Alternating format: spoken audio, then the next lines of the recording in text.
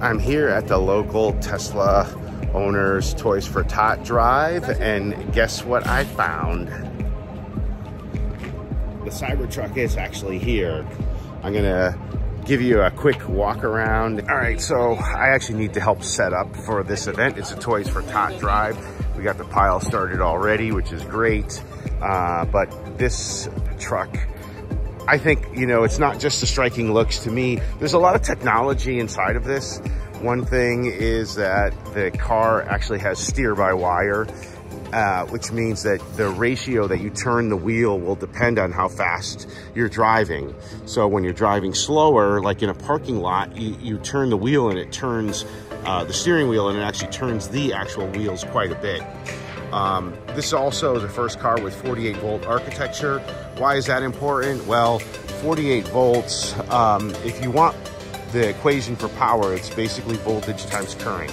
So the higher your voltage is, and 48 volts is 4 times higher than 12, that means that the current is lower for the same power.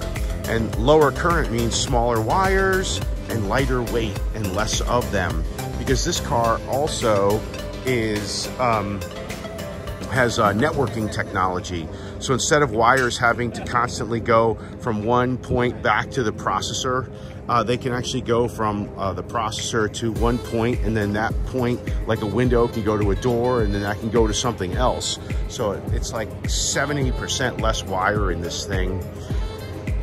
You know, not to mention, everybody knows that this thing is literally bulletproof. Although it is interesting, I'll tell you, I saw this little ding here, and I'm gonna ask the guy who drove it where that came from and what actually caused that. So anyway, this is kind of a look around. People have said, oh, this thing is ugly. Oh, and that's actually a really cute little cyber quad. But I think that it really looks very striking in person. Look at, he's gonna turn the wheels. Wow. And you can see he's stationary, and look how they turn. That's so cool. The rear and the front turn. That's amazing. Yeah, look at that.